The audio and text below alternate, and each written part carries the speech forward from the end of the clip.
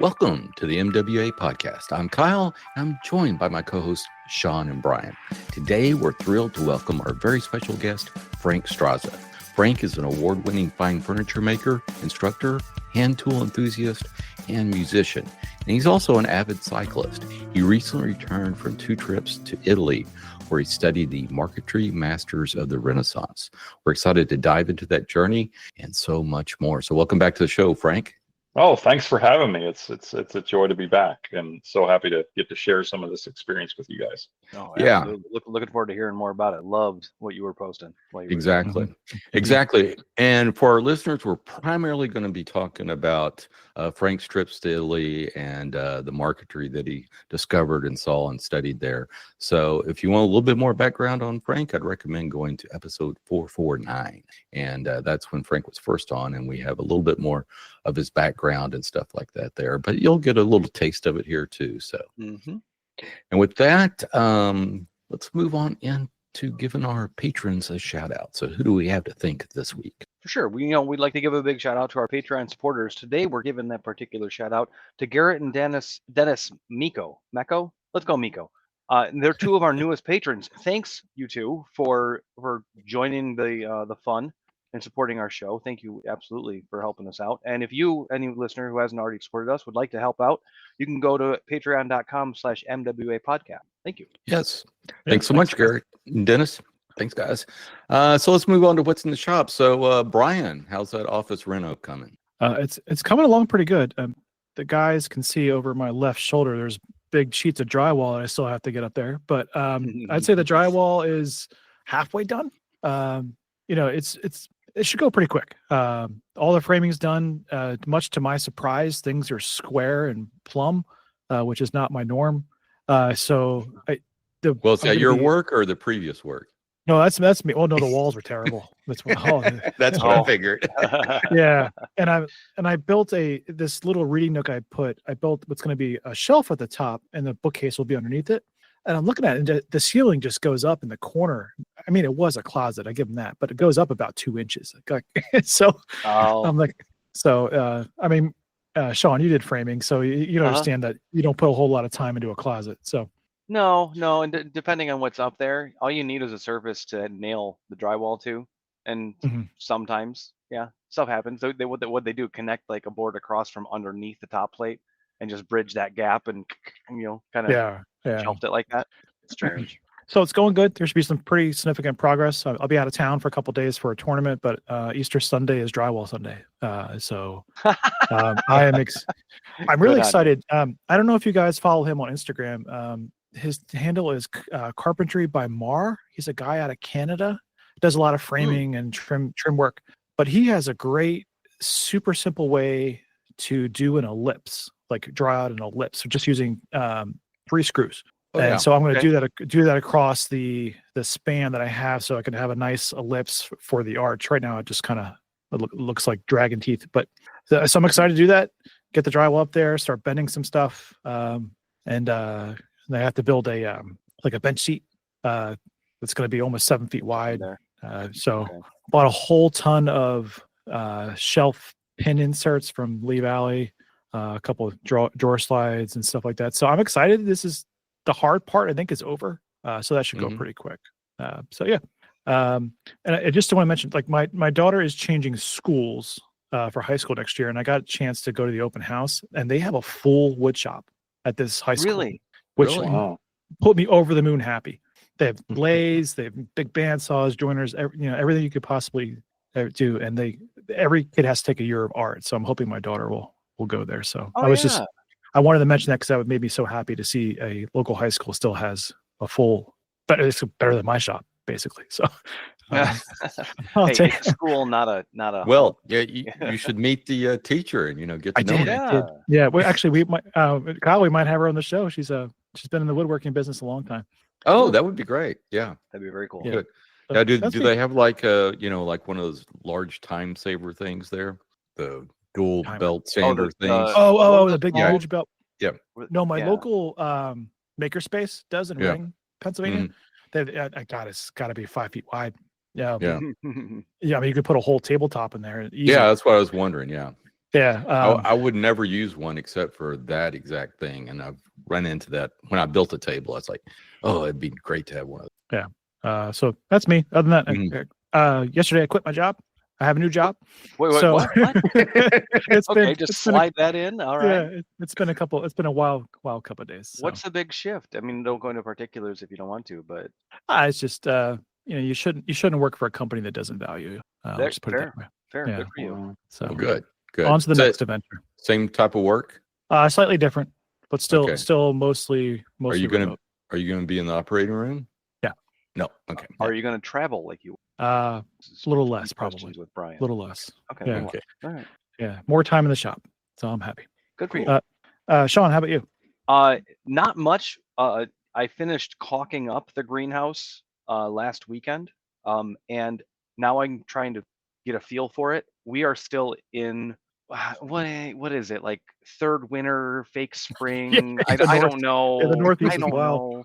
You know, it's a thin-walled greenhouse, and so I got like a cheap like Bluetooth hygrometer so I can see what's going on inside, just to get a little bit of data, other than like a dial, in there. And we were seeing it, like it's ambient at night. I can't help it, but it's getting ambient at night. There's a decent vent in the side of it, but we're still getting temperatures in the 30s. And if I've got a cedar wall that's a half-inch thick, there's nothing stopping that from leaking into there. Hmm. But what we did get to see once it was sealed up was that it's getting 20 to 25 degrees warmer than even a cool day. So Okay. today it barely cracked 50 and it was 75 in there. Like awesome. So I it has apologize. the potential. Yeah, I What? apologize. I missed this. Well, what are you using for the is it glass? Is it poly? It's poly. So it's a poly. kit I bought at Costco. It's Okay. nothing, Okay. I know what you're talking about. Yeah. If you've seen the one in Costco, it's the Argostry Yep. model. It's a corrugated plastic roof. It's got a gable vent that's operated by a thermal piston.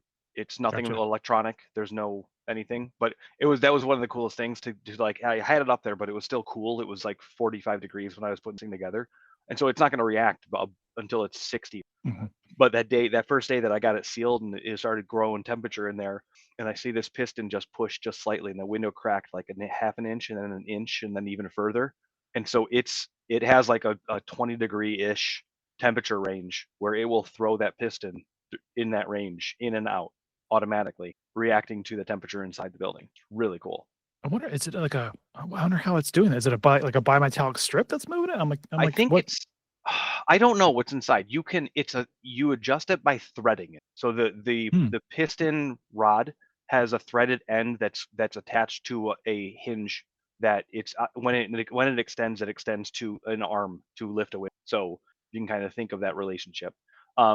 And there's all talk about like you have to install it when it's cool. If it's too warm, you need to put it in the freezer for a bit to get the temperature down so it'll retract, because if you force it, you can damage it. So it might be bimetallic. I don't actually know, because the operating temperature, again, it's like between 60 and 77 degrees or so. That's where you can, with air quotes, set it to be when it starts. Gotcha. So from a closed position, you can adjust it so that it's above 70 degrees before it even tries, or if it's as low as 60 degrees and it tries to start moving. But I don't know.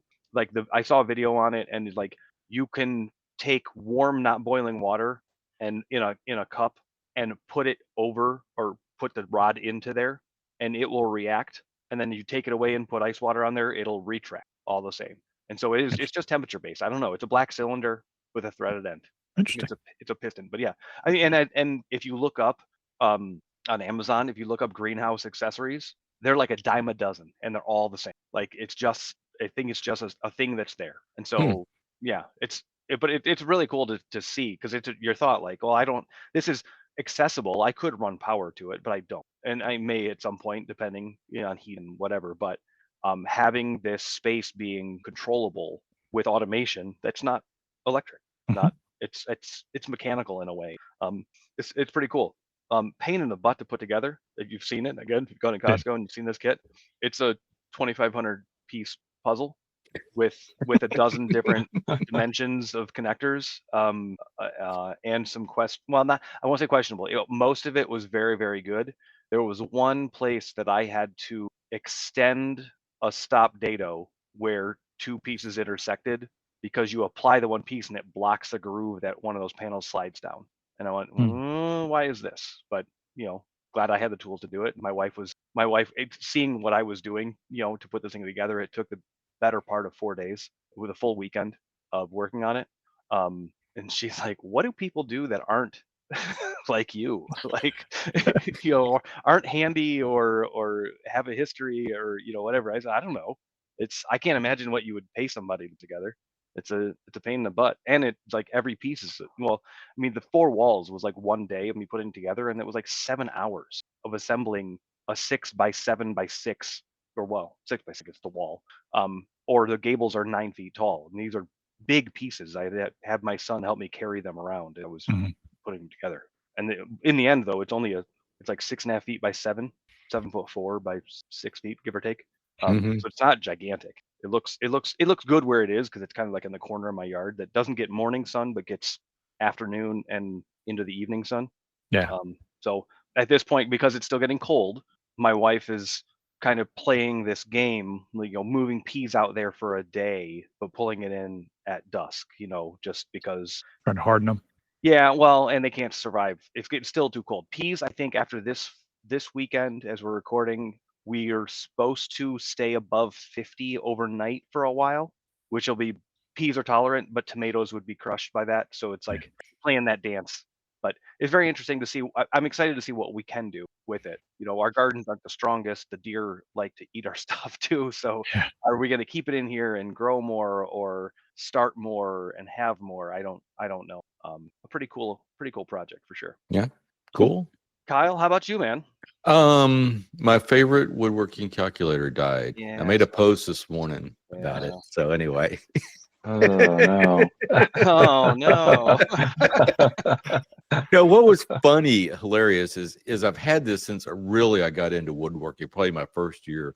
Remember when they used to have the woodworking shows that would travel around? Oh yeah. Yeah. Oh yeah. Oh, yeah. For sure. So I was in one of those in Houston, and I needed clamps, and I went to the famous large peach tree exhibit, and they had a sale on Bessie parallel clamps. So I bought like 6 of them, and so I'm waiting there in the checkout lugging these clamps, and I saw that calculator there, and I asked the guy attending it, and I bought a couple other things too while I was there, but I asked him, I go, how much is that calculator? And he looked at it, didn't have a price on it, he just threw it in my bag. So it was free? Yeah, so it was free. Okay. But it did fractions and stuff. So I've had that since almost 20 years, I guess 18 years or something like that. And I finally opened it up the other day to do a calculation, and no power, no nothing. And one of those solar powered ones that you can't put the battery in. It's just like, darn it. So anyway, but I just picked it up. I actually have 2. This one needs batteries. I know it's not dead. The batteries are dead. It takes a button. But Construction, what is it? Construction Master Pro? Something I saw back in the early 2000s. Yeah, I got I have already had something that would do that on my phone. Brian recommended an app I downloaded. Then there's another one I downloaded called Fractional Calculator. I figured anything with the I in front of it's got to be good. Yeah. Of course.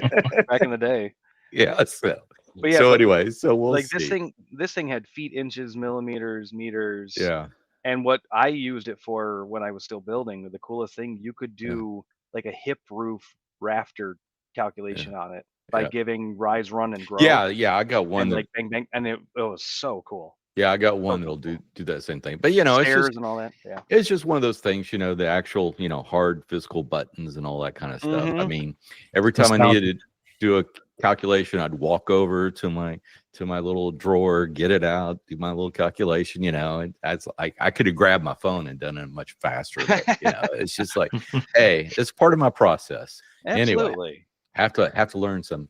The other thing that I got blindsided by was, I have my website, and the back end of it's actually run by Etsy, because Etsy has 2 programs. I got the normal Etsy stuff, and then they have this thing called Pattern, which is their website thing, and that's what I've been using for years because they do the taxes for me and all that kind of stuff. And the fees are actually a little bit less, but you do have to pay them monthly, like $15, I think 15 or 20, something like that. But anyway, they changed the shipping rates on me and I didn't even realize it. Oh. So I got an order in, and what they did is they used to have the shipping rates and then you could add in a handling charge. So for each thing that I did, I would calculate, hey, here's how much the box cost me, here's the estimated things of the packing materials, and I'd add that as my, handling charge, so to speak. And so anyway, I was printing out a label, and a lot of times I have to refund money back because there's sometimes it doesn't calculate shipping right.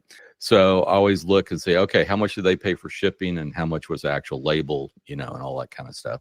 And I went in there and it exactly matched. And I was like, oh, crap. Now, I've lost money on the actual shipping materials and stuff, which add up quite a bit. So I will be raising my rates a little bit. So, and then the other thing that I got going on is lighting upgrade continues. So I think I mentioned last time I hung up these little strip LED lights, and I really like the way they brightened up the place. So the T8s that I have now, I'm now converting those over to LEDs. So basically just got to take the ballast out and hardwire it and then put the LEDs on. I've done about half of them right now. So hopefully by the end of this weekend, I'll have the rest of them done. We'll see how that goes. So, that's about it. Wonderful. So Frank, you're driving back from teaching at the Florida School of Woodworking. So how did that go? Oh, it was great. Yeah, I had a 5-day class on just basically hand tool joinery, and then right in front of that, or behind, in addition to that class, I did an additional 2-day class with a different set of students on marquetry. So it was kind of an introduction to marquetry. So 7 days straight of teaching. So that was kind of a marathon, if you will. So I'm driving back now and recording this from a hotel room in New Orleans. So I'm actually here to study. There's a great gallery here in New Orleans that has some amazing furniture. It's actually all of the stuff in the gallery is for sale, so you can potentially touch the stuff, I'm hoping. Oh, there's wow. there's a Hepplewhite piece here, and they go all over the world. There was, last time I was here, they had a desk from the King of Italy from the early 1900s, and I had all secret compartments and inlay on it. And it's actually the first time that I saw stone marquetry too. They had some pieces here that are actually inlaid stone. It's called pietra dura, which is, it's just phenomenal. But they have it. It's called MS Rau. RAU is the name of the gallery here in New Orleans. So I'm gonna try to hit that up first thing in the morning. So awesome. Cool. Yeah. Cool. Well, I'll be paying attention to your Instagram tomorrow then. Yeah.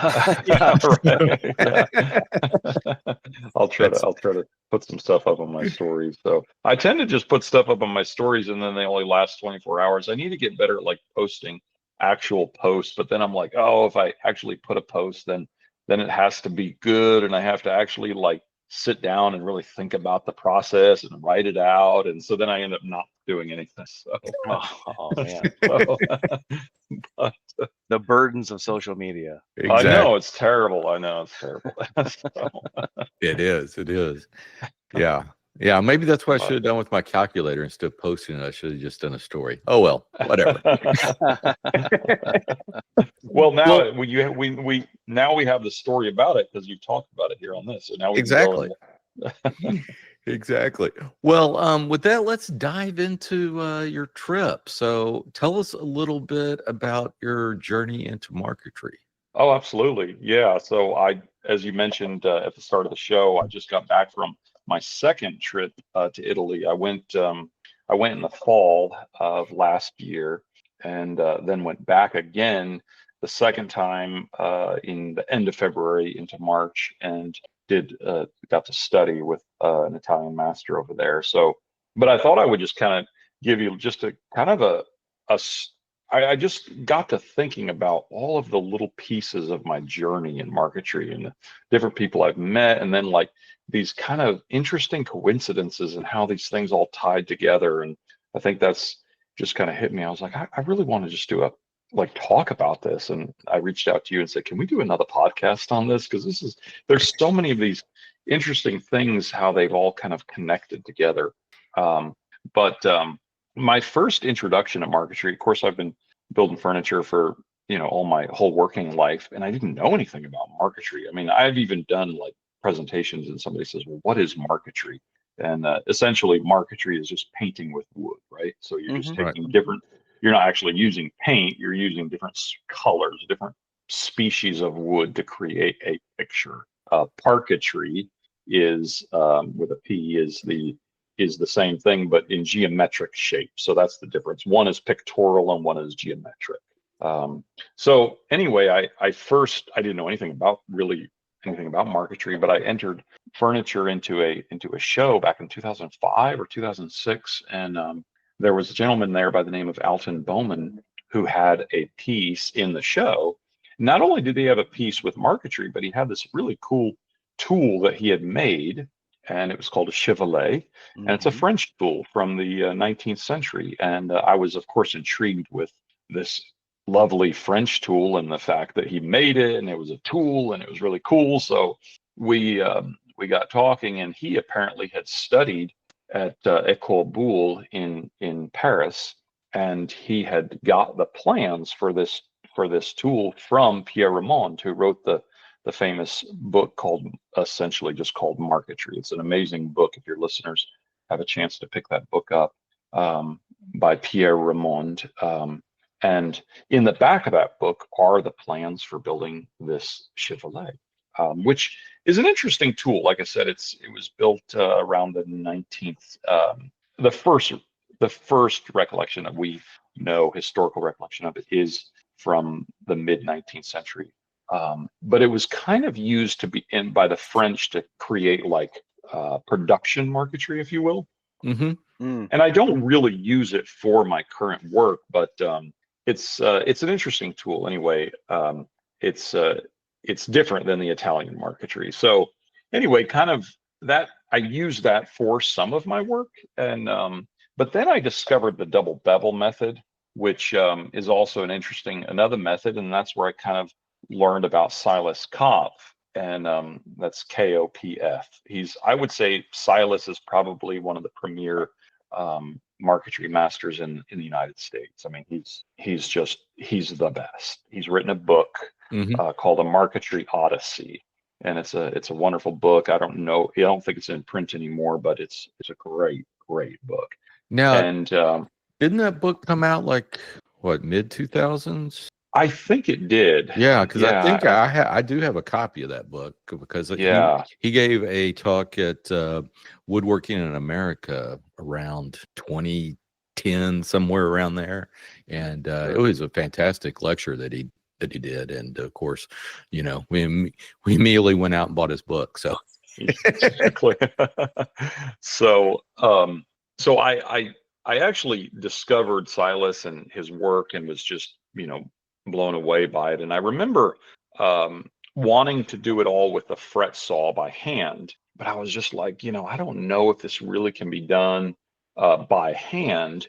And I did some cutting, and I was actually just telling my marquetry class this story, but I think at a woodworking show, and up on the wall there was a advertisement for a gentleman up in the Dallas, Texas area that did marquetry, but he was from Tehran, Iran, and he lived in Dallas. And so I reached out to this guy because his work was just phenomenal, and it turns out that he did all of his work with the fret saw by hand. And so I reached out to him and went up and visited him. And I still remember, and this was back in 2014, 15 or so. And I still remember his daughter spoke English. He didn't speak any English. And apparently inlay and intarsia or marquetry in Iran is it's like they teach it at university. And this is where this guy actually studied. So I went into his place, and his studio. He had his studio was in his house upstairs. Walk in one room, a spare bedroom, and there's literally a mound of wood, little pieces on the floor. And there's one table in the middle of the room, and there's a donkey's ear with a fret saw. And he sits down and he's like, "Yes, this can be done. You just cut." So he just cut out a piece, and I was like, "Yes, I can do that." And I said, "But how do you?" And I demonstrated, my limited ability to cut, but I was like, but how do you cut the really sharp corners and how do you do the curves? This is when I was just starting with the fret saw. And he sat down and literally just cut the most beautiful curve and came around and did this perfect corner, came back and did it. And that one cut that he did, and he handed me the piece, and I was like, okay, it can be done. It was just like, that was the inspiration. So anyway, I went back and I studied as many of the videos and books, or videos rather, that I could find on Silas Kopf of the double bevel method. And I made the roses table. And then I had the opportunity to study with Silas. And this was, so that story that I just told you, when I built the roses table, that was in 2008. And then after that, I think in 2015, I actually went and physically studied with Silas and, learned, picked a more advanced piece and really worked with Silas. And then kind of after that time is when I discovered or found his book and stayed in touch with him. And then I discovered the Renaissance inlay.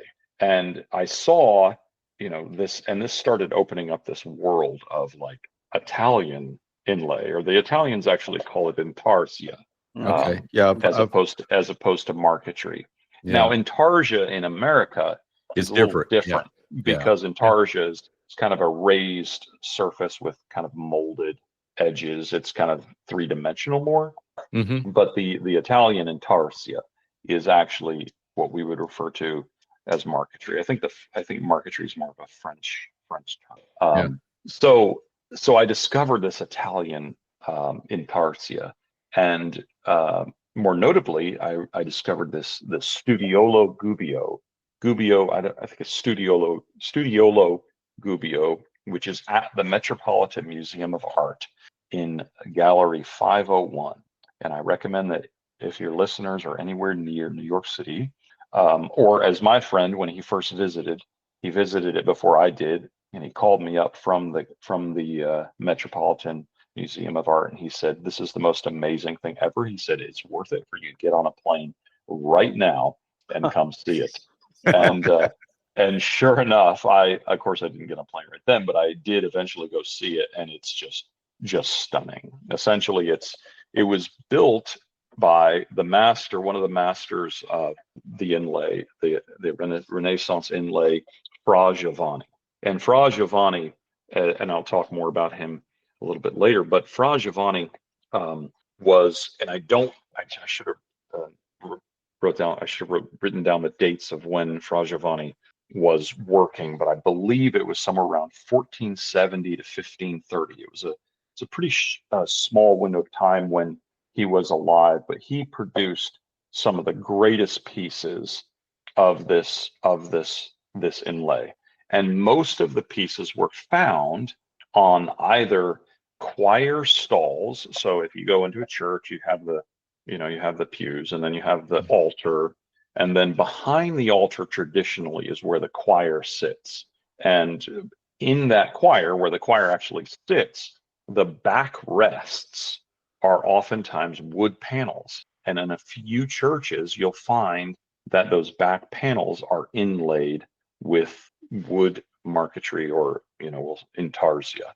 And that's what Fra Giovanni would do. And he also did sacristies. So he'd go around and he'd do the sacristy where they'd keep all the the liturgical things. And the panels, the door panels, would often be these large, and we're talking about pieces that are maybe 18 by 36 to 48 inches tall, quite large panels. Yeah, I saw some of your Instagram posts and some of the videos you did. Yeah, some of those are quite large pieces. They're amazing to see this, and with tiny little pieces of wood in them. Yeah. Oh my goodness.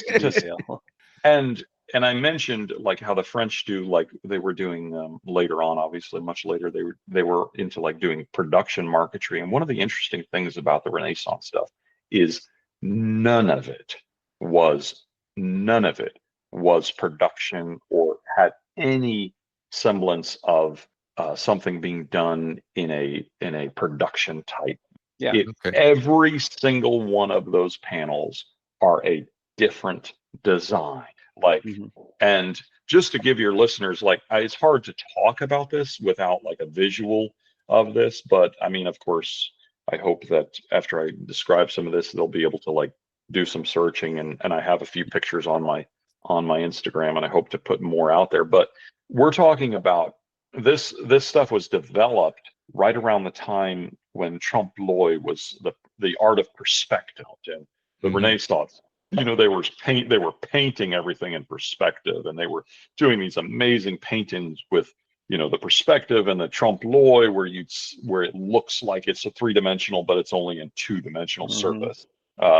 And so, you know, these wood inlay panels were done with doors that appeared to be open, but there's items on the shelves. And so, you know, that's what you see when you go to the Studiolo Gubbio at the Metropolitan Museum of Art. You see this Studiolo, which is another type of thing that Fra Giovanni and some of these greats would have done, is they were hired by these, you know, the dukes and such to do, like, basically think of a man cave, like a small room, but the entire walls are covered from floor to ceiling with these marquetry panels of doors open and things on the shelves, and just the most incredible. You know that the detail is there when you see on the edge of the doors inlay. Yeah. We're talking about the edge of the door. Wow. The edge. Like, it's just every detail. It's just amazing. So yeah, I know there was this one panel, I guess, in one of your videos that looks like the tools that at least probably he was using to make exactly. So yeah, it's like, I mean, like I want to just reach out and touch those tools that are in that panel. Yeah. So that's what I was going to talk about, that because there was a couple wonderful discoveries that I came across, and I'm going to get to that. But it's amazing. So before we get too much further, is there a major difference between the French marquetry and the Renaissance stuff that was happening in Italy? Huge. Okay. Well, what are the major differences between the two? Well, I mean, obviously, I'm biased, right? So if you talk to an Italian versus talking to a French person, my roots are Italian, so I would put myself in the Italian camp. But but if you talk to a French person, they're going to say theirs is the best, right? Yeah, exactly. So, but the main difference that I would say is, more of the Italian stuff is more, there's a few things that are different. One is obviously the whole trompe l'oeil, three-dimensional, lots of perspective. They were doing liturgical things, but also like scenes, like from city scenes and such. Okay.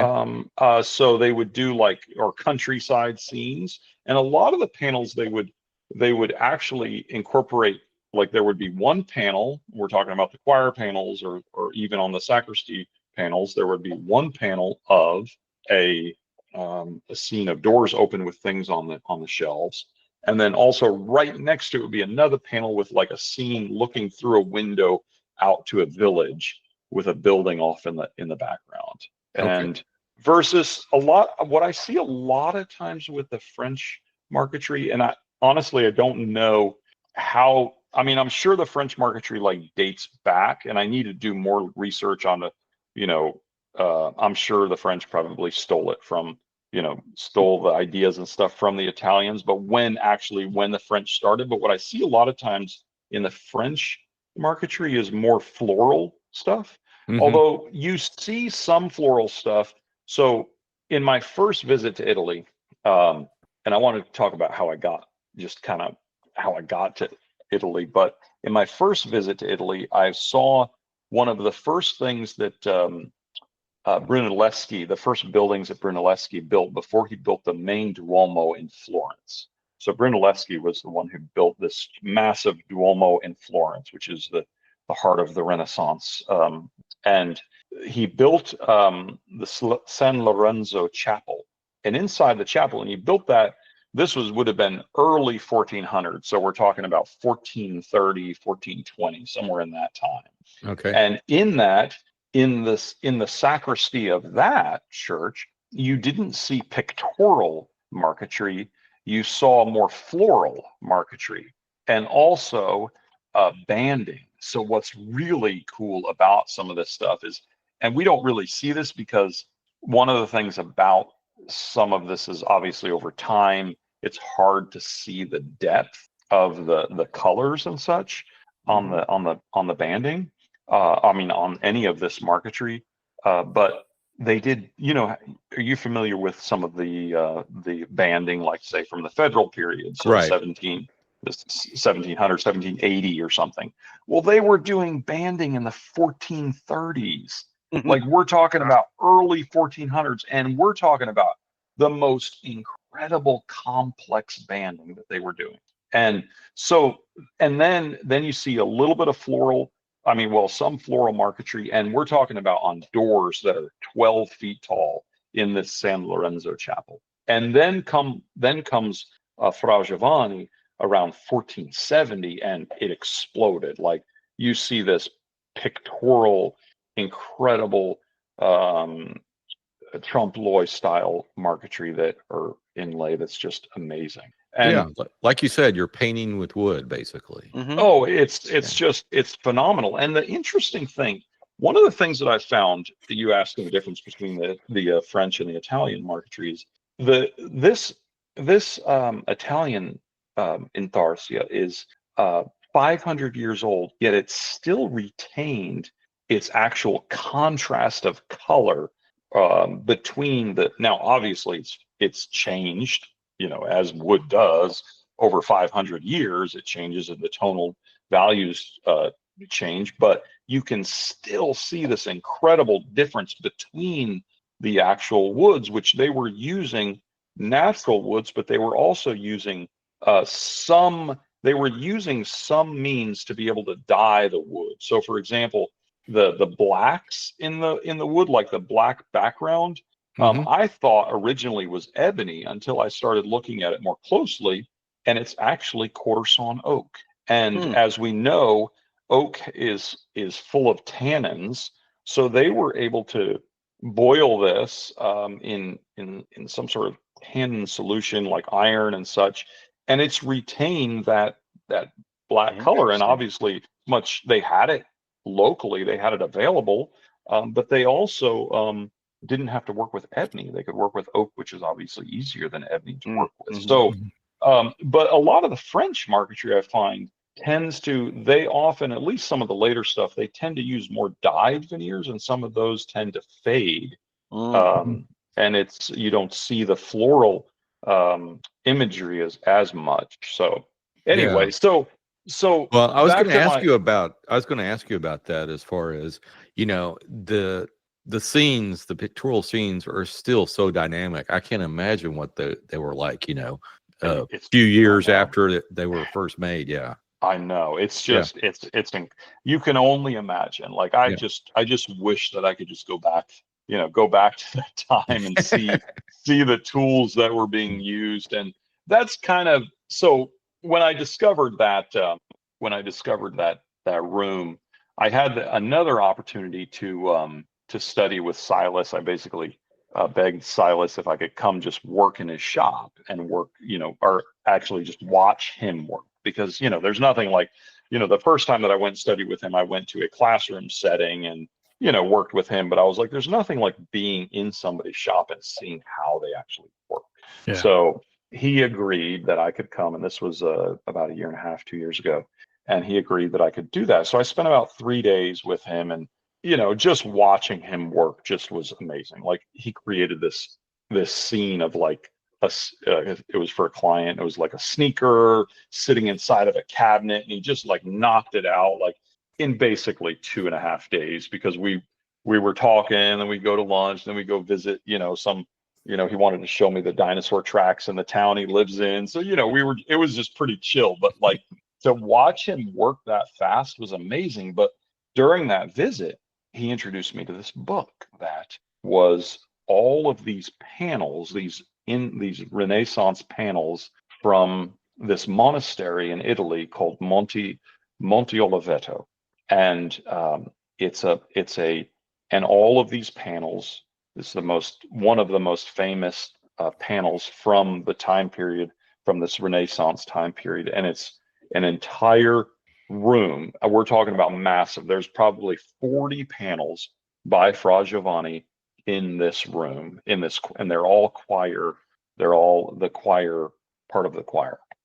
Is that the room? Well, you have a picture on your Instagram where you're standing in a corner with a dark jacket on. Oh no, that one was another. That's Okay, another never mind. So I yeah, did. I'll stop asking questions and just let you go through it. Yeah. So when Silas showed me that book, I just said, I've got to go. I've got to go. And I'm kind of embarrassed to say that I didn't even have a passport at that point. But I was like, I'm getting a passport. I got a passport, and literally just as soon as I got a passport, I was like, booked a trip to Italy the first time. I was like, that's where I'm going. And very many thanks to Silas for, telling me all of the places to go. And but the interesting thing about this is the reason how he knew the places to go is back in 1982, there was a couple that wrote an article in Scientific America, in the journal Scientific America. And they wrote an article on Renaissance geometry inlay. And the article, I have the article. I need to actually look up the actual title. But the name of the article is called Renaissance Intarsia, the Art of Geometry. And it's from Scientific America. You can actually download it. You have to pay, and so Silas Kopp saw this article in 1982 and reached out to the authors, via snail mail back in the day in the 80s, and waited for the response. And they said to him, we go to Italy once a year. Come with us, and we'll take you to all the places, because apparently they had a place there in Italy, and they took him to all these places where all these things are. Now, that trip, he said, back in whatever it was, 1984 or something, when he went, and he's been many times since, but that trip, he said, changed the course of his life, essentially, because if you'll see, a lot of Silas's work is inspired by this trompe l'oeil. Like, he's put his own twist on it, of course, but you'll see a lot of his work with this doors open and things on the shelves, and it's just, I encourage your listeners, you got to check out Silas's work. But so then jumping forward now, Silas then sends me on this pilgrimage. I went on my pilgrimage to Italy, and I mean, I wouldn't have known where to go, because many of these places are like, I remember there was this one place that I went to see the famous Barilli panels. And so I stayed near Monte Oliveto, and I rode my bike to the next town over, and I was like, oh, I'm going to go see the Barilli panels. Well, it's a small village town, and I stop in one church, and I'm like, I'm looking, nothing. And so I asked somebody, I was like, where's the church? And they were like, oh, just a little bit down. So I ride like literally probably a block, maybe a few hundred feet, and I see another church. And so I go in there, oh, no panels. So then I asked somebody else, where is the Duomo? The Duomo. Oh, it's down there. So I go to the other church, and sure enough, you walk in the back, and there's the incredible panels. So it's like, finding these places is not easy, and they're oftentimes in remote churches and remote places. But when I first went to Italy the first time, I flew into Florence and spent some time there, and just tried to find the different places and just the different discoveries. So I went to this one Palazzo Vecchio, which was a palace by the Medicis. And the Medicis were, obviously one of the richest families in Italy, and they spared no in the world. Yeah, they spared no expense. And the palace, and I was looking for, the inlay, and there was some furniture in there that actually was ebony furniture that had stone inlay and wood inlay. And stone inlay is a whole nother thing. Like it's called pietra dura, and it's absolutely phenomenal, like incredible. So then I went through the Palazzo Vecchio, and I saw these two massive doors. They're probably at least maybe 2.5, 3 inches thick, inlay on both sides from the floor to the ceiling, on actual doors, entry doors going into another room. And the doors are just like open. You can't really see on either side. They've got some glass around the bottom part of it, but everybody's looking at all the incredible art on the walls, so they're not really looking at these incredible inlay doors. And I'm like on my knees studying all the banding and all the inlay, and trying to and they had the inlay, to explain that they had a 2-dimensional, or rather 3-dimensional look. Of course it was 2-dimensional, but there's lettering that's actually inlaid, like just perfect inlaid, and then it had this shadow on it. And you think about it, this was made 500 years ago. So then I'm still just literally just running around Florence looking for more Renaissance inlay. And I was at the museum for the Duomo, and I opened up one of the books that they had at the museum, and my eyes fell on a whole room panel of marquetry, like floor to ceiling. In the book there was a picture of it. And so I asked the person working behind the desk, I was like, where is this?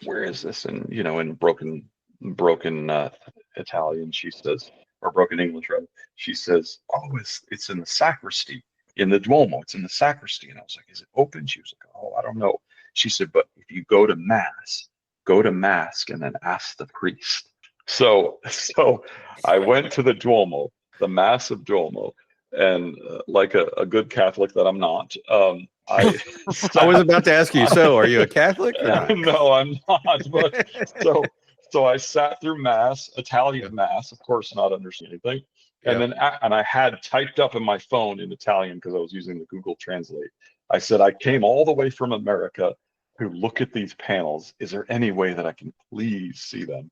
So after I saw the priest or whoever, and I showed him my phone, and I had to Google Translate, and he was like, "Oh, no, tomorrow." And I'm like, oh, please. And I was like, and then he just motioned for me to come.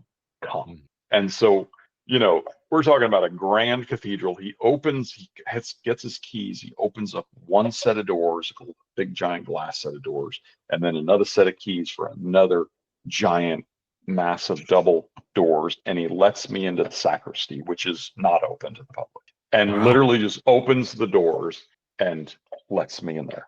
And floor to ceiling in the sacristy is all these inlaid panels. I posted that. I posted, I think, a video or a picture of, because I just took a quick, he only let me in there for just a short time. But there was like Donatello, I think is the great artist, the sculptor, his pieces just sitting on the shelves, and then like just incredible inlay, floor to ceiling.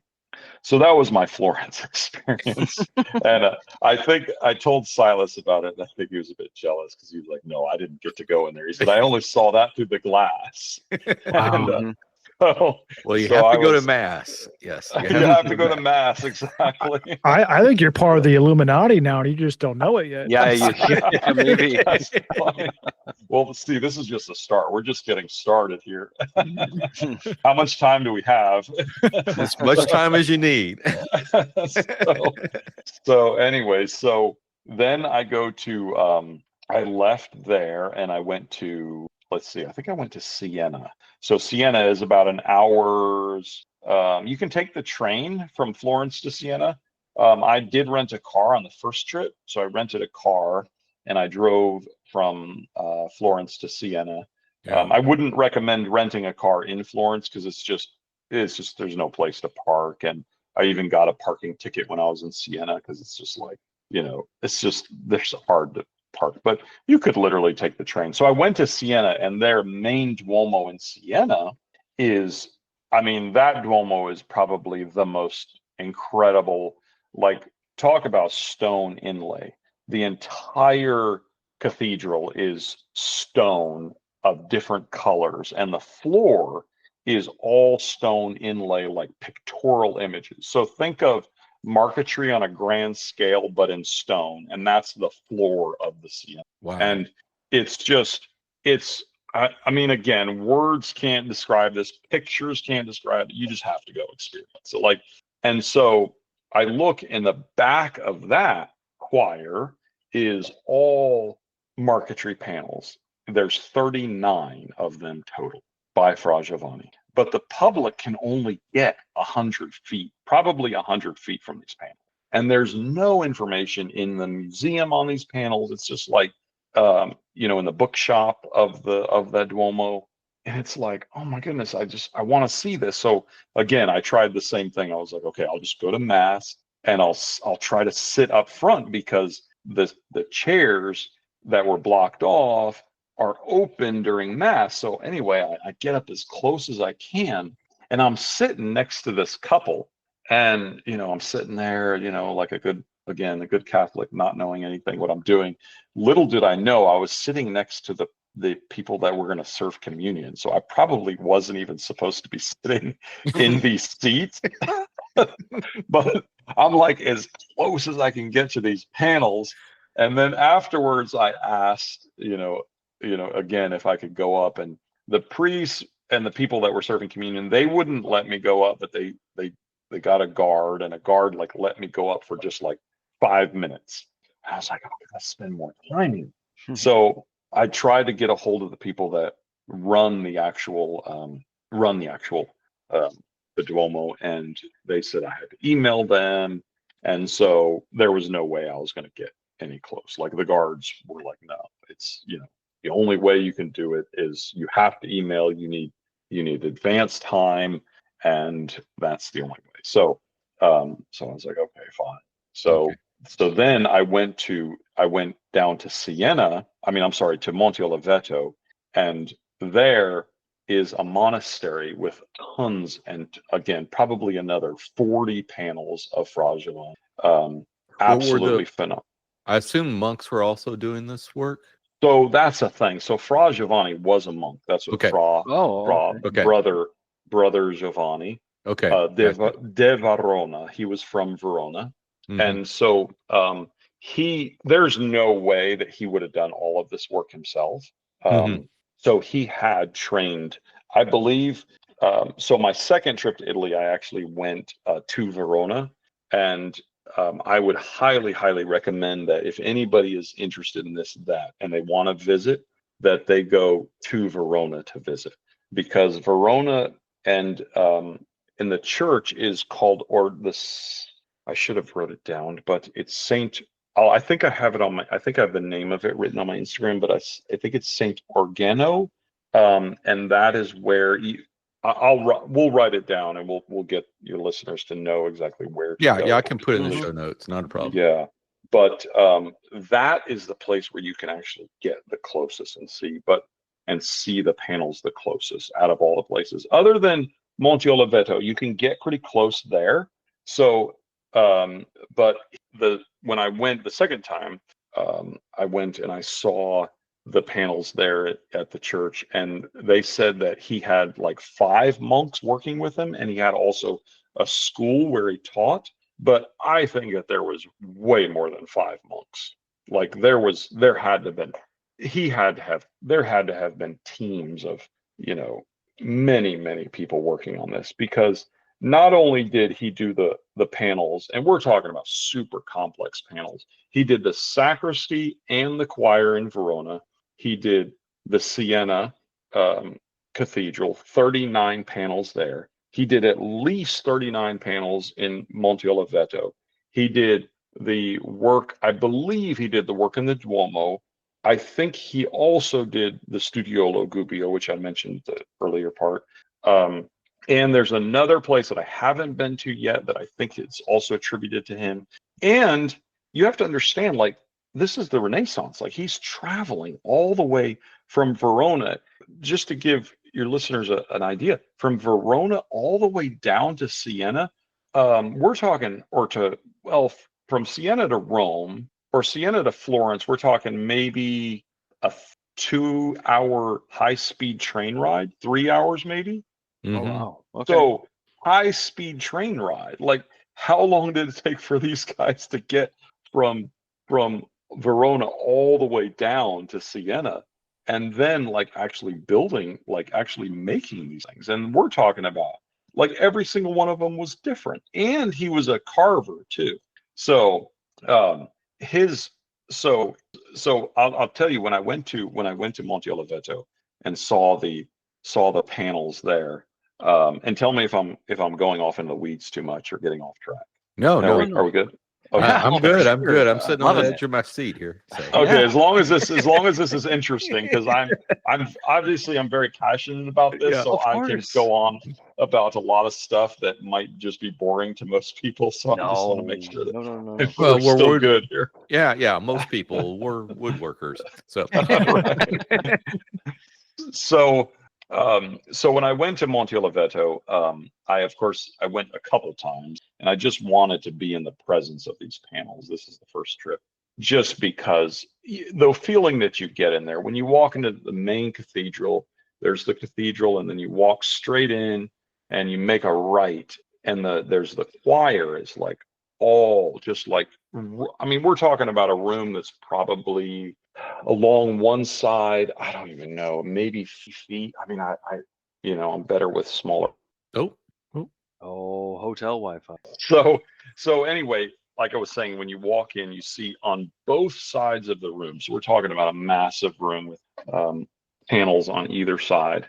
And when you walk in there, if the public walks in there, you can't, the lights are down low. They keep the lights low. I mean, the monks use this. Like, I actually attended a mass there, and I made friends with the monks, and they actually invited me to one of their sing-alongs where they do their prayers or something. So I actually got to sit in the choir loft, in the choir stall rather, and pretend to sing Latin, which they even handed me a book, and I couldn't even follow along. So, but it was, what a magical experience. It was just to be able to sit in those and they could have been, were, they could have been singing the same songs that were sung when they were making the panels. I imagine they were. They were, because when I went to Verona, there's actually a large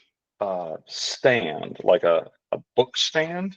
I mean, we're talking about large. We're talking about something that's maybe 8 feet tall by like 4 feet wide, and it's a book stand. I have a picture of it, I think, on my Instagram. I need to post more pictures, but it's a large book stand, and on this book stand is inlaid a musical notation, and that musical notation actually goes.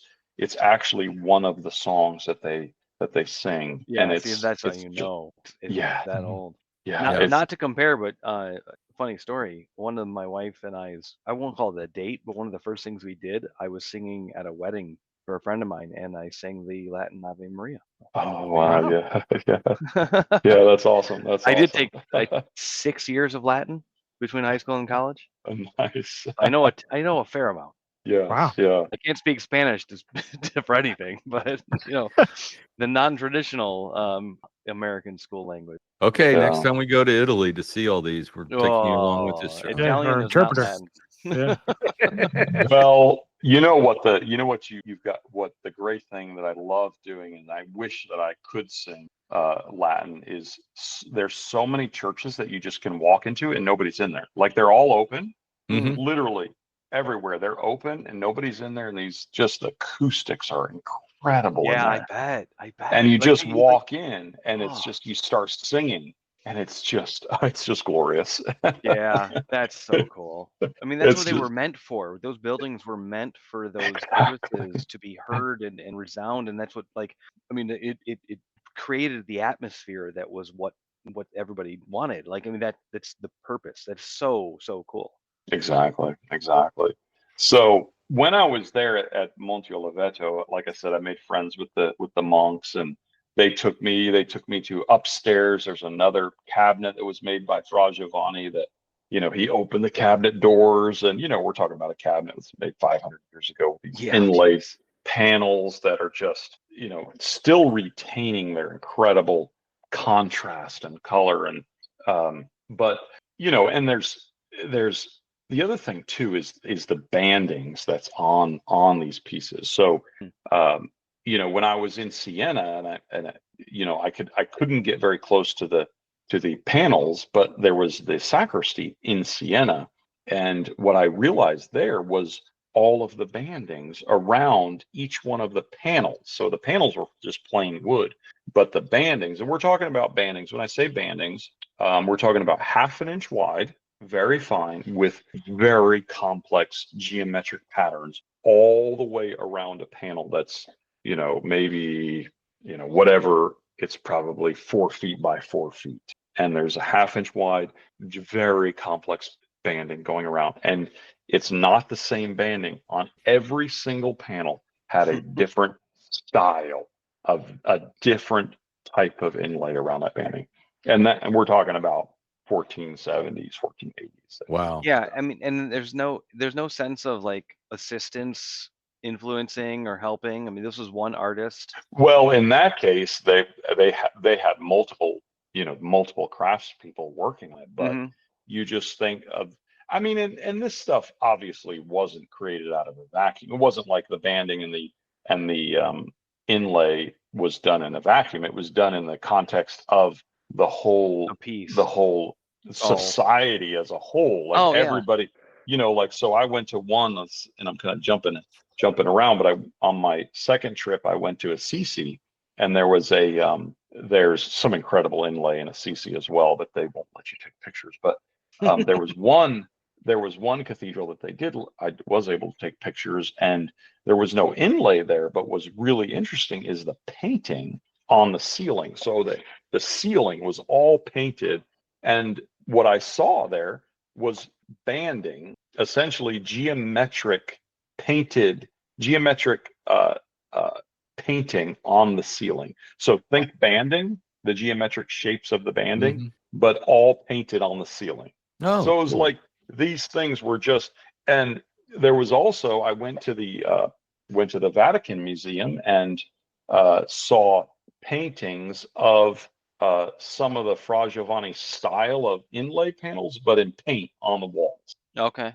So it's like these arts were shared, like I said, it just and wasn't influencing created. each other and stuff. They were like that, definitely influencing each other, absolutely. Yeah. So, but while I was at Monte Oliveto, which is, I would again highly recommend that place. It's the full name is Abbazia de Monte Oliveto Maggiore, and while I was there was an exhibition of modern makers. It was just a short exhibition. There was one room of modern inlay craftspeople from all over Italy. And that was kind of my goal, or my dream, is to like go to Italy and study with an Italian master. Because really I was like, my interest, I guess, is like, how did they do it during the Renaissance? Like, how did they do it during the Renaissance? And because you don't really see much information about that. And so I saw there was an exhibition going on of modern makers. And so there was one there that really stood out to me, and it was a man by the name of Daniele Perescola, and probably saying his last name correctly, but we don't know. Yeah. But those of the listeners that do know, I'm sorry. Of course. But Daniele, at first I wasn't sure if it was a man or a woman, because Danielle is a woman's name, but in Italian Daniele is the masculine, the male version. But anyway, so I saw his work, and it was definitely inspired, because the modern maker's work was not. There was just work from styles and everything else, but Daniele's was definitely inspired by the Renaissance. And so when I got back to America, I looked up Daniele Perescola. I looked him up online. I found his WhatsApp. I sent him a message in Italian asking him if I could come study with him. And one thing led to another, and it turns out he lives in a little town called Todi, which is about an hour north of Rome, an hour and a half rather, by car north of Rome. Little medieval town sitting on top of a mountain, like we're talking about on top of a mountain, and so his assistant's wife actually is an English teacher. So we set up a video conference call and arranged for a time, and he said, why don't you come at the end of February, because it's the 500th death anniversary of Fra Giovanni, and there's going to be a big celebration of Fra Giovanni, of his death, and there's going to be an exhibition, and there's going to be mass and everything. So I arranged the trip around that, and he said, you can come study. Of course, he doesn't speak any English, so I fly into so when I get back, there's a few months of time in between where I connected, but I went right back in February, the end of February. And so I fly into Rome, spend a few days there, and go to take a bus. So I spent 3 weeks on the second time in Italy, and I didn't rent a car. I just used public transportation. And I got on the bus, and I went from Rome to Todi, arrived in this medieval town, outside of this medieval town, and I step off the bus, and greeting me literally at the foot of the bus are these people that I've never met, and they're literally just like ready to take my luggage, waving, just, Frank, so good to see you. And it was Daniele, Erica, who's his assistant, and Erica's wife and their daughter. And they said, we're going to go to the house. Daniele's wife and Elisa is making us, has made you dinner. And they literally treated me like family for a week and a half while I was there. And Elisa made lunch and dinner. They had a beautiful spread, and it was just a phenomenal experience. So I studied. My mornings would be studying with Erica, who's Daniele's assistant, and she spoke a little English, so she kind of helped me through the process. And then in the afternoons, after lunch, of course, lunches consisted of pasta and meats and wine every day at lunch, and then of course more pasta and more meat and wine at dinner. So we're talking about and I told at first, because I don't really drink that much, but because it interferes with my cycling, and which it apparently did. I did a little cycling there, and my I was going to ask you how much way cycling you down. had to do when you got back, so to work all that off. Well, I tried cycling when I was there in Italy, and for some reason, my rides were so slow, and it was, I guess, because of everything. So, yeah. But it was just great. And so I told Daniele, I was like, of course he doesn't speak English, so I was using Google Translate, but I was like, I can't drink too much. He was like, you don't have to be sober to do this type of work.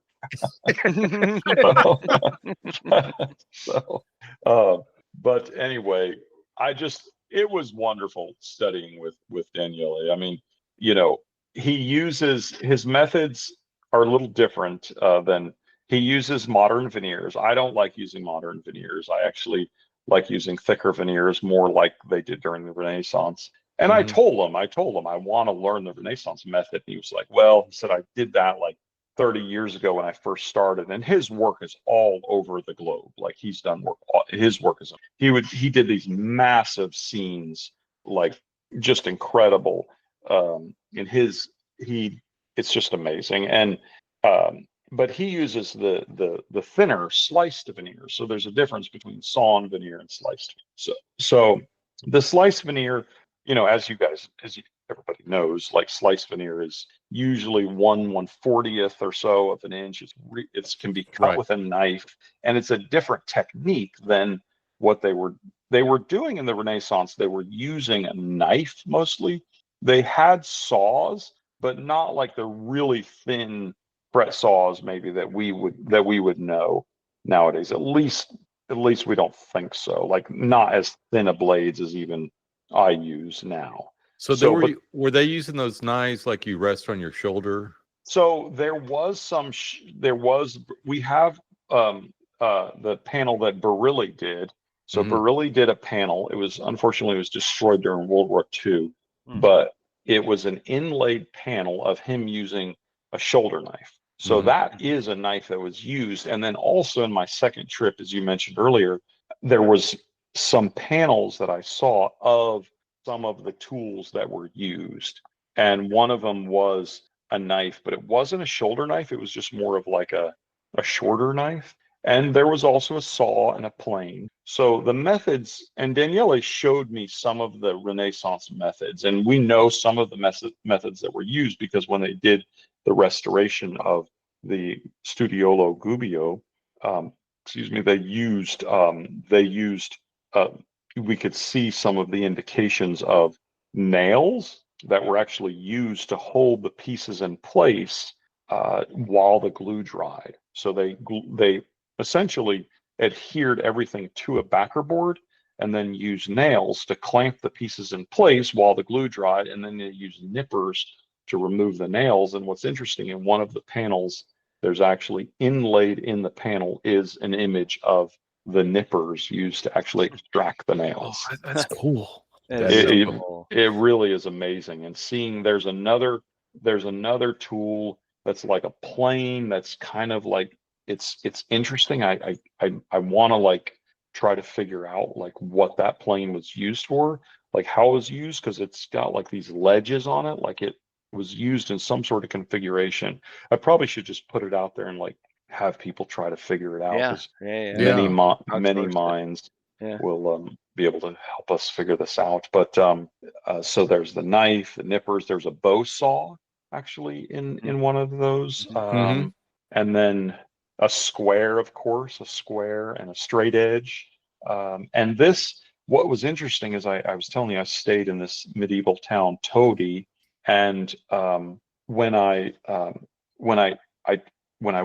was staying in this little like apartment that was Annalisa and Daniele's daughter's apartment she wasn't using, and literally a stone's throw from where I'm staying. And Todi was voted as one of the most livable cities in the world at one point because it's magical. It's just a magical city, and it's like it's got this piazza and it's got these shops all in the piazza, and you can walk everywhere. You know, we're talking about a town that was built during the medieval time, and there's old stone street. It's just amazing. So a stone's throw from where I'm staying is the main Duomo.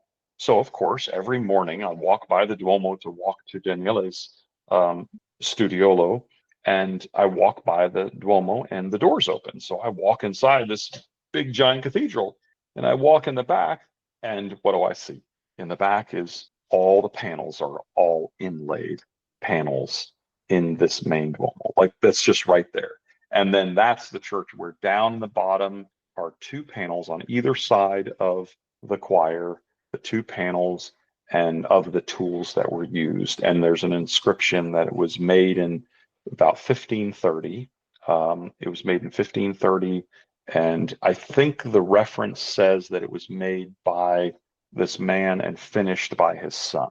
So it was, and it wasn't Fra Giovanni. The work is not as fine as Fra Giovanni's, but it was still in the style of. And so I reached out to Silas and I told him, you won't believe I'm staying in this town of Todi, this remote medieval town. And there's this inlaid panel. And Silas says that was the first church that those people took him to when he went in the 1980s. Wow. And isn't that amazing? Yeah, that's where I was. That's you get where goosebumps. I know, exactly. It's just like, I think it was that was like when I reached out to you, I was like, I gotta just tell people about this because it's so amazing. And all the, I go back to and see some. So one of the other things that was really cool is in between my trips, I downloaded that article from that Renaissance article, and I was reading through it, and it had mentioned this book called The Divina Proporzioni by Luca Pacioli. Sorry for my. Basically, it means divine proportion. and it's available.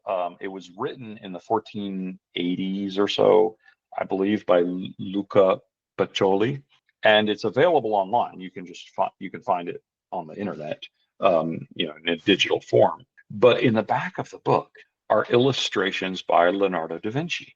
And what's really interesting is some of Fra Giovanni's later works. You start seeing these exact illustrations from this book by Leonardo da Vinci, inlaid in wood by you see Fra Giovanni doing this. But Fra Giovanni didn't actually didn't see this work until later on in his career. And it would have been after he traveled from Verona down south to Rome, where Leonardo da Vinci was working, and he would have seen these pieces and then started incorporating these. So I was, obviously reading the article, seeing, because they mentioned this in the article, they mentioned the book, and they show some of Fra Giovanni's work. And so I'm on the plane flying over to Italy the second time, and I'm reading, looking through the book, and I'm like, it'd really be cool to be able to like reproduce one of these simple drawings in here. And I get to the first museum that I went to in Rome was Leonardo da Vinci. I don't know, I just happened on it, and I go in there and I see Leonardo da Vinci's drawings and his contraptions that he's made and stuff in the museum. And then I go to Daniele's house, right? So I'm going to study with Daniele. And what do I see on the wall? He's actually done reproduction of inlay of every single one of those drawings. The very book that I was studying on the plane, and I had no idea. And Daniele is infatuated with, obviously, with all of those pieces, all of those drawings. And the first day that I'm there, Erica, his assistant, says, "Okay, Frank, what you will be doing is," she gave me an option. You'll be doing any one of these. She gave me 3 options of these illustrations from the Leonardo da Vinci, and they were much more complex than I had originally anticipated that I would do. Much more complex. But so that's what I did while I was there. I may have posted a picture online, but yeah. Well, I know you posted a picture online where you showed him and all those Leonardo designs, I think, behind him or something exactly. Like that. And that all wall, those were all inlaid in wood. And Yeah. one of the things that he said when I was working with him is, this is just, it made my year. But I was showing him, some of the tools that I use, and talking about my love of, the Renaissance and like the methods and stuff. And I was showing him some of the tools that I'd made, because I brought some tools with me to, show him. And he said, "Frank," he said, "you're more Renaissance than we are." I was like, oh my goodness, that was like the best comment that he could have ever told me. But that was just wonderful. And then it was funny because he took me in that same town. There's like a few other inlay artists and they're all his students, right? They're all his students. And he took me to this one old gentleman's place, and he had this lovely studio. And he took me over there, and he's like, "I got to show you." Of course, we're going around. I'm having lunch and dinner with these people, and they don't speak any English. Like it's just, but you still communicate, right?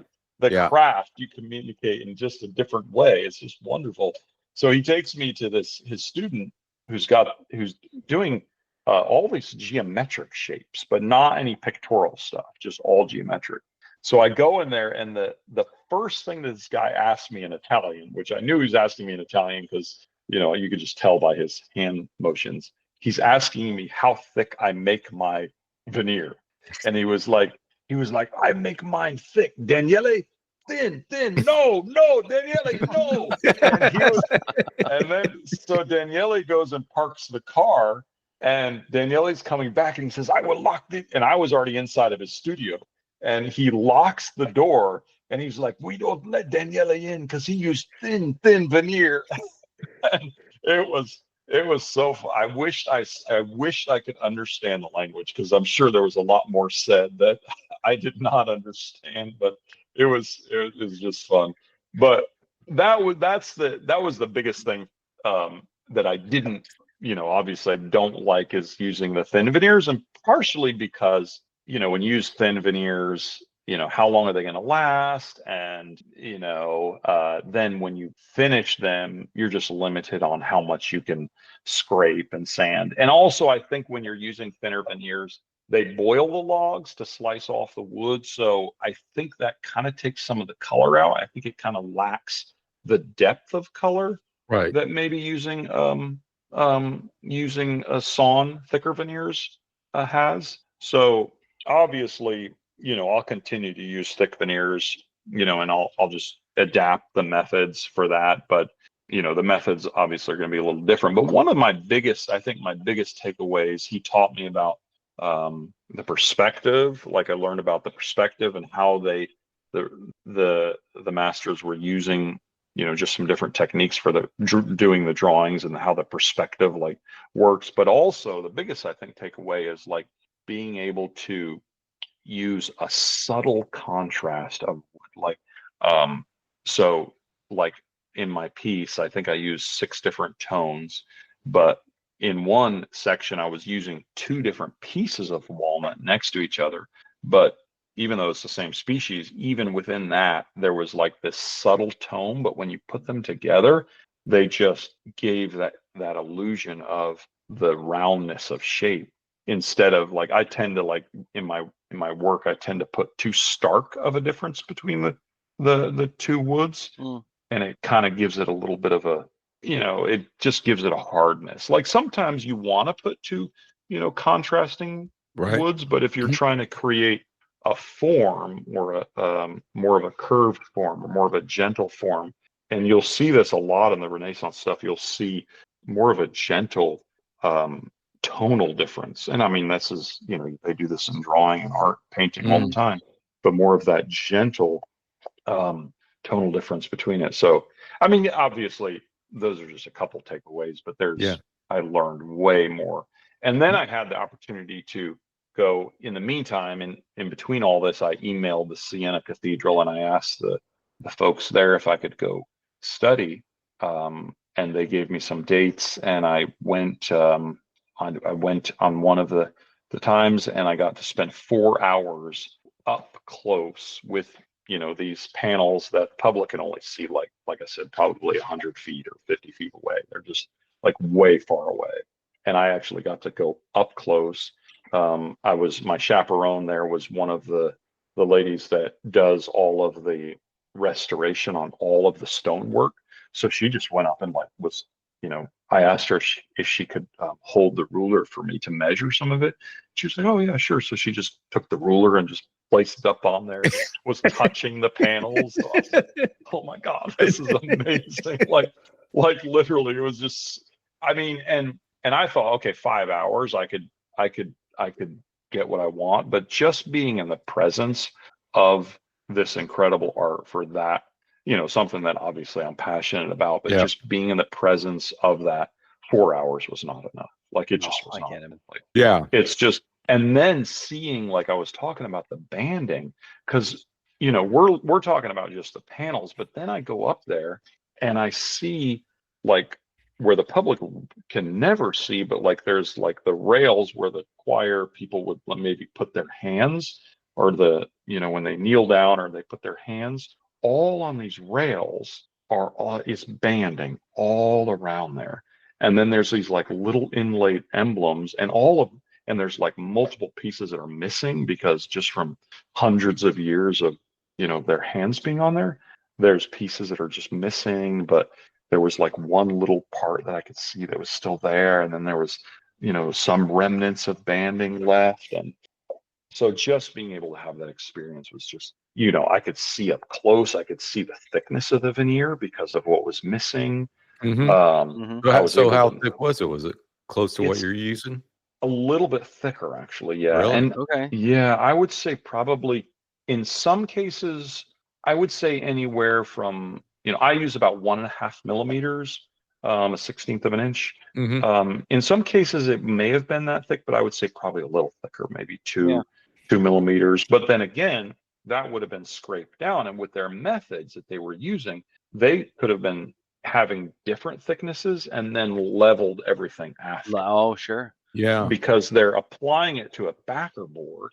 So they apply it to a backer board, and then if there's some variation in thickness, that's okay, because you're just going to scrape it down afterwards, or plane it, scrape it down to bring it all to the same thickness. Now, do you know what they were using for a backer board? That's a good question. There's a set of books, that a really great set of books that was done when they did the restoration of the Studio Gubbio, and it's put out by the Metropolitan Museum of Art, and it talks about the restoration process. And I don't know what woods they would have been using, but I'm going to say probably, I don't know. One thing is that they did use a lot of local woods, and a lot of these places. And one of the things about Verona, which was really interesting, because I went up there to visit, and I'll talk about that in a second, but there's a huge river that's flowing right beside there. So there was a lot of wood that was coming north, because Verona is pretty far north, and they have, up further north is the mountains and all the woods up in there. So all of the wood would have been floated down the river. And so Fra Giovanni had access to so many woods, the walnuts and the maples and everything, the oaks and everything that was coming out of the woods right there. But I got to go up to Verona, and it was a quick trip up there. They actually ended up rescheduling the celebration, so I missed that, because it wasn't until after it already left. But they do actually, if anybody is going to Verona, there's actually an exhibition, a current exhibition happening, and it's running through June or July, and it's at this church that I had mentioned, the I want to say oregano, but it's something like that. And again, I'm probably saying it wrong, but it's like the Church of Oregano or something. But Okay.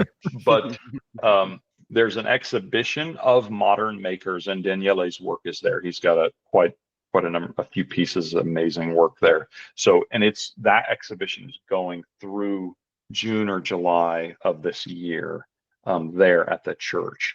And so one of my Instagram followers actually messaged me and said, "Hey, I'm from Verona. Would you like to get together?" And he was just amazing. He took me. He's from Verona. He speaks perfect English, but of course perfect Italian. So he took me around, showed me all the places, and then he took me to the church and was able to translate for me and talk to the folks that were there at the church. And it was great, because you could get, in that church, you could actually get to the sacristy and see it very close. Like, you can get very close, and it's well lit.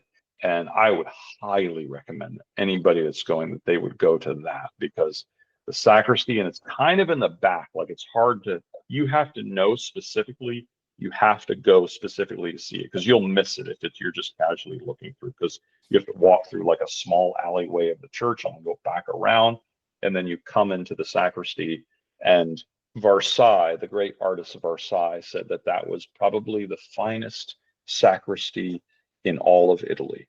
And that was actually the last piece that Fra Giovanni built before he died. And it not only is a masterpiece of inlay and marquetry, but it's also a masterpiece of carving, because Fra Giovanni was also an incredible carver.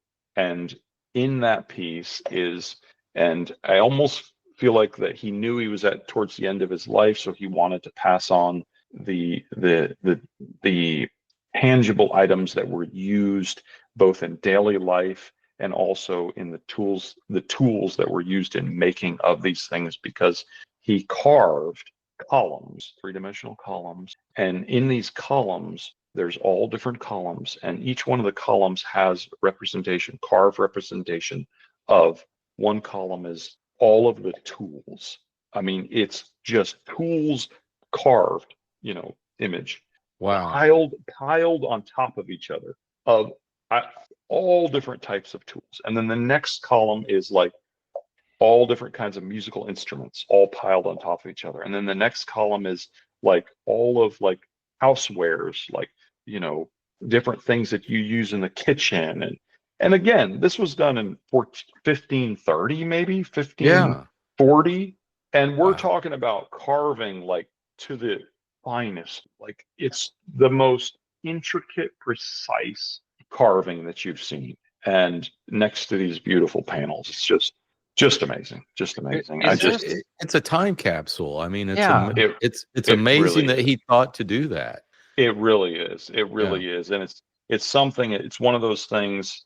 I think we were going to talk about just like kind of like I have multiple goals and things that I want to do after these trips, but one of them, in the short term is to kind of just study those columns and the tools and like really just see, okay, what was that tool? There's some of them you can recognize, but there's some of them that was that useful. Yeah. Interesting stuff. Was there a sense of, I mean, this work is hundreds of years old, and throughout any of the locations you went to, of any direct work to preserve what's been done? I mean, you've mentioned the fading's not there, and the carvings are still vibrant and sharp and in there. I mean, it's hard to, in my mind at least, to fathom something that's 500 years old, even in an enclosed building. Yes. Something will change. So there has been work over the years of restoration. In fact, one of the main Duomo there in Todi, big cathedral there, and that cathedral I think was started being built around 12 or 1300, and then the choir was added later 1530. And then there's an inscription that's written in Italian that I transcribed, and it was actually restored by this man in like the late 1800s, because it's written on there. And I looked him up, and he was pretty well known marquetry artist, or intarsia artist himself, and he did the restoration of that and put his name on there. So definitely there's been restoration work done on these over the years. Yes. Still awesome. I mean, yeah.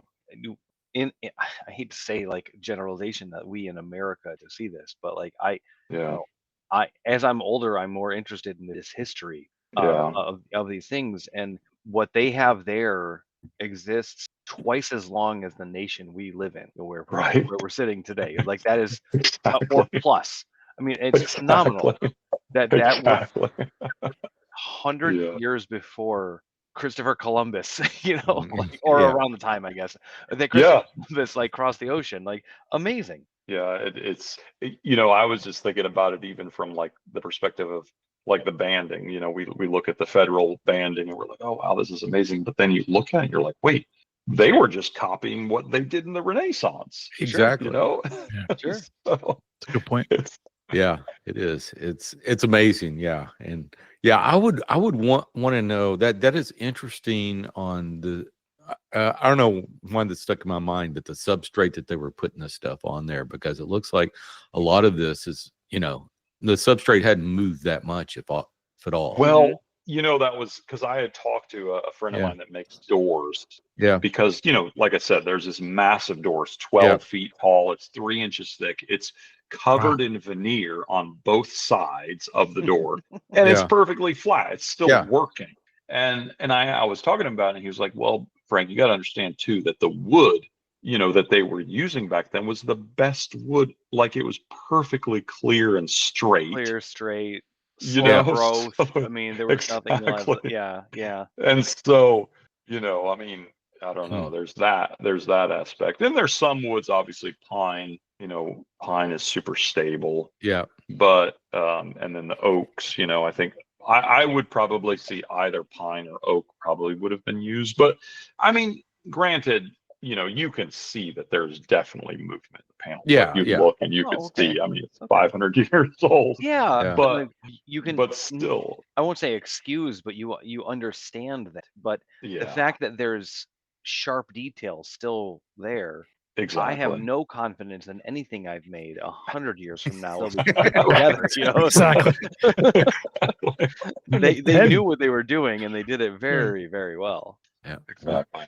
Well, so when's your next trip to Italy? There other places you want to go? I can't wait to go back. I can't wait.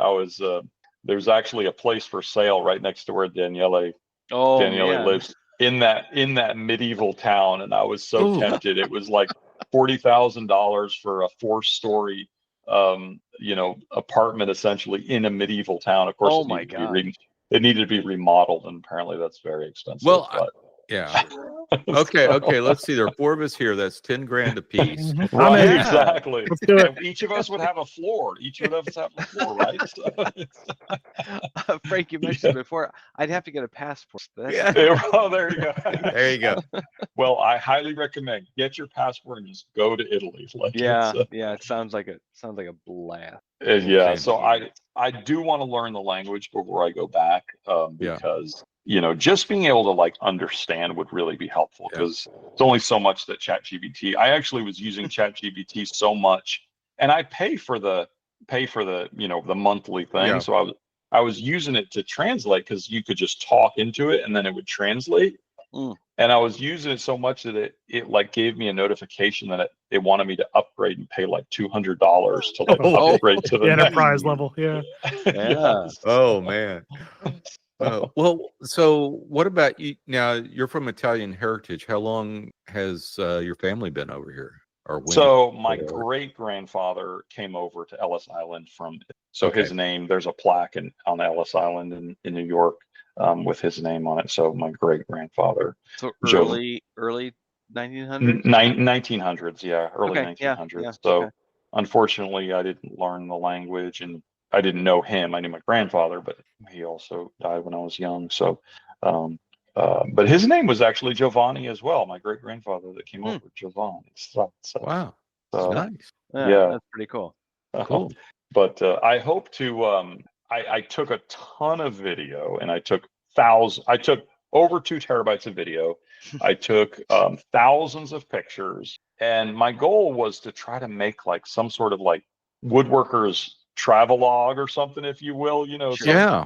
Way to like just like make a YouTube video of like some of this stuff and be able to but if there's anybody that wants to help me edit this stuff, because man, it's just takes like the editing is what takes so much time in videoing. Sure.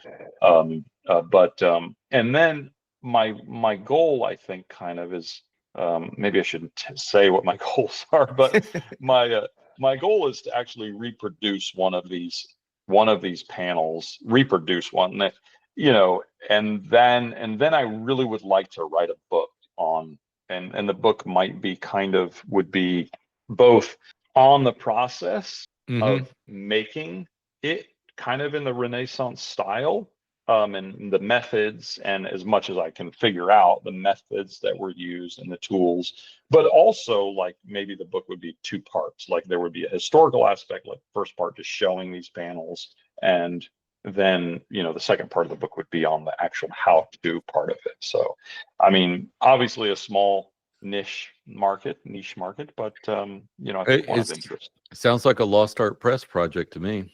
Exactly. Yeah. So I need to see. Yeah. Reach out to Chris and say, exactly. Hey, that is Frank, thank you so much for coming on and sharing all of this. Seriously. This is yeah, just fantastic stuff. Phenomenal. Because trust me, you're talking to today, and many others were following when you were there, your posts, and so thank you. I live for those what I'm doing in destination kind of posts. Like it's so cool to see. I told my wife about what you were doing. Like look at this, look at these carvings, look at like what he's getting access to, and it's truly great to hear the depth of your travels and stories. Like awesome, just absolutely awesome. Well, yeah, I remember posting some and some people commenting, and I was like, you don't understand. I'm literally just posting like 1% of what I'm actually experiencing. And that's like, I still feel that like when I'm talking about it, it's like, oh, but there's so much. It was just so amazing. Like, and that's what, I'd like to be able to like have other woodworkers experience this. And like, I know that finding these places, if a woodworker goes there, sometimes can be hard. So I had talked to some friends about maybe even doing like a trip over there. I think Mary May did something like this where she took a group of woodworkers to go study the Grinling Gibbons stuff. But we could do like a group to go, look at all these inlay spots and stuff. Oh, So, that is outstanding. yeah, That's an outstanding idea. Okay. yeah. All right. Let's do this. I'll sign me up right now. That sounds Yeah. fantastic. Yeah. As long as I can take my wife, you can go shopping over here. I'll meet you for dinner, Yeah. Well, we hadn't even talked about the food over there. Oh my goodness. Oh, I can imagine. When I came back to America, I didn't know what to eat. There's nothing good to eat here. Nothing. Oh my God. Yeah. Okay. Well, let's try to pay for your next trip. So why don't you tell us about some of the classes you're teaching this year? Oh, great. Yes. Well, if you go to my website, strazzafurniture.com, there's a link up at the top corner that says teaching schedule. And I think I'm probably a little overbooked, but I am teaching, oh my goodness. And I just got back from teaching in Florida, or coming back from that. I'm doing some private teaching, which I do occasionally do some one-on-one private teaching. So I do that, going out to California to do that. And then I'll be heading to Connecticut to teach a dovetail class, but there's a fine woodworking kind of live event that I'll be attending, and also I'll actually be doing a presentation there on, like, just an hour-long presentation on marquetry. And what I'm going to do in that is basically show, I'll demonstrate some, but I'll also really want to show like a lot of the slides, or some of the slides from slides. That's old fashioned. Pictures from the my recent trip over to Italy, and just talk about kind of some of those things. So, and I'll be demonstrating there at the fine woodworking event as well in Connecticut. And then let's see, I'll be teaching in Maine. I think that class is sold out. But then back in Connecticut, and also in a new school in New York, in Rochester, New York, called the Wendell Castle School. Oh, yes. So I'll be teaching. I'm actually doing a 2-day marquetry class there, as well as a joinery class. And then I'll be teaching at Mark Adams. I'm doing a joinery class at Mark Adams, and then also a rocking chair class at Mark Adams. And back to Florida, and yeah, so just kind of all over. I was invited to teach in Brazil, so hopefully that will happen, and then possibly in England as well. So nice. So just trying to work out the logistics of all that. So yeah, that's a lot cool. of traveling. Yeah. And I'd recommend a class from Frank, or any place that he's exhibiting, because I mean, you are like a show on yourself when you go to some of these when you're exhibiting, because Frank is always just in the booth. He's working on a project. He's talking while he's working, and it's like 4 rows deep of people watching him work. I just enjoy it. I just love what I do, and I'm just blessed to be able to have had the experiences that I've had. So, and you love sharing your knowledge. That's what I do. Yeah. What is so fantastic. Now, if you can't make it out to see Frank at any of these classes or events, you do have a online course that you did with Mark Spagnolo and the Wood Whisperer Guild. Yes, yeah. So as some of you may or may not know, Mark Spagnolo, the Wood Whisperer, does has a woodworking guild, and basically the format is he'll have different projects, and you can buy the video course for those projects. And so Mark asked me about doing a project, and we talked about it, and we did making a table all with hand tools. And what I did though, and Mark actually renamed the project as like the fundamentals of woodworking, because really in this piece is way more than just building a table.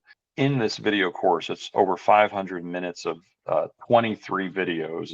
It's a massive amount of video work. But in each one of these sections, I go in depth into the different processes. And so, for example, there's a whole section on sharpening, and then there's a whole section on preparing your wood by hand. And then there's a whole section on, making a drawer, but, cutting half blind dovetails and through dovetails and making a panel, and all of its hand tools, which I do talk about, the ways that you can do it by hand. With a machine. But even for those that are, quote, hybrid woodworkers or whatever, as I am, I use machines. But even those that are doing hybrid methods, I think having these access to these hand skill knowledge is super, super beneficial. So there's that video course. And then there's also another video course, I think that it's called the Introduction to Marquetry or Marquetry Lettering. And basically it introduces the double bevel method and creating hand cut lettering. So, and that course is, a short course, but it would be a great opportunity, I think, for people to see that. So, yeah, cool. And, anything that Mark does is just top notch as far as any of these video online woodworking courses. And I guess so was this shot at your place? It was. Yeah. It's, I wish that I had a nicer shop to shoot it in. I was looking at some of the video and I was like, oh my goodness, look at the broom is in the background, and it's just like we did clean it up, but I forgot to move the broom that I cleaned up the shop with. So it's just like, but no, it was the videographer Todd is amazing. He had I think 3 cameras rolling constantly, and so really, really good footage of the work. Well, fantastic. Well, let's move on to our fortnightly beer choices. So, our beverage and beer. I'll start us off. Now, occasionally I go back to, some things I drank when I was younger and, before craft beers hit the market and all of that stuff. So I decided to do this time, and everyone in Australia is going to hate me, but I picked up some Foster's. Oh, man. Australian for beer. Is it, what's the big beer? Is it VB? I forget what it is over there. I don't know. I have no idea. I just wanted some light lager or something like that, and it hit the spot. And is it still in the oil can? Yeah, it's still in the oil can, and it's not bad. It's not bad. It's okay. Oh, it takes me back. Yeah. That's why I saw that and I went, oh, they got a sale on those. So I went, okay. Of course they do. Of course they do. So I went, hey, for y'all, they had the green can, which is premium, or the blue can. So I did go for the green can. Premium for you. Drinking the premium. There you go. Nice. Yeah, actually, it's the same cost whether you went with blue or green. But with that, Brian, what are you drinking? I recently participated in a beer exchange with a guy who lives in Reno, Nevada, and he sent me some Russian River out of Santa Rosa, California. So one of my favorite beers is Pliny the Elder. It's kind of, we were talking about Italy. Mm-hmm. Pliny the Elder was a Roman author and naval general, I think, back in 50 AD, way back when. But it's if you can get your hands on this, it's really good. It is one of the highest rated and also elusive beers, at least in America. I know I've heard of that from multiple sources, and I've never ever had a chance. Congratulations. Anything from Russian River that he sent me Blind Pig as well, which is very good. Mm-hmm. There's Pliny the Younger. There's Pliny for President. Some of those are limited brew at certain times of the year. Yeah, sure. So highly, highly recommended. Sean, how about you? Much simpler house beer, man. Miller Lite, dime a dozen. Nothing fancy. Frank, what on your travels in your hotel tonight are you sipping on? Right now, just water and coffee. But must I say, the wine from Umbria the red wine is absolutely the best. So Umbria is compared. So let's see. It's similar to Tuscany. So Tuscany is the region where Monte Oliveto and Siena and then Umbria is as the English teacher, the assistant said, she said that Umbria is Tuscany's hot sister. And so nice. So that's pretty cool. Umbria is in the area where Todi is, and it's wine country over there. And of course, oh my goodness, the coffee. Oh, I can imagine. And I can imagine. I mean, was it all espresso all espresso, strong, all espresso. small, Yep. doses kind of thing. And only €1.20. Yeah, sure. Yeah. It's so like a breakfast, like at the most €5 for a wonderful cornetto and a sandwich and a cappuccino. Oh man. Anyway. But you know what? You're direct from the source. I mean, there's no import. There's no any of that. It's just, and I was like that. Your wine from Umbria. Did it have a name, or was it just like the local? Well, apparently they have a place where you can, like, a big area where you go bring your own jug and just fill it up. Just fill it up. Yeah. So it's like there's literally no brand. Exactly. So like Hot Springs, Arkansas, where you can fill up your jug with fill up the jug. And so they sent me back with some, and I don't know. I'm not home. I would look at the bottle, but I mean, it was and it's actually like in a cardboard like container with like a little thing on it, a little plunger on it. But it's, but it doesn't have the sulfates and all the additives, so you don't get a headache from drinking it or anything. Like, it didn't affect me in that way at all. So wow, that's awesome. Yeah, okay, all right, we got to set up this woodworkers Italian tour. story trip. We're doing it. Well, sounds good.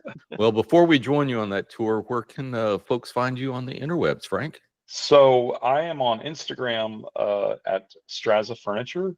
And then also, for those of you that are on Facebook, you can look up Frank Strazza Furniture. That's my business page. And then also, of course, my website is also just Strazza Furniture. So, and then of course on YouTube, I have a YouTube channel that I need to actually try to post more, and it's also Strazza Furniture.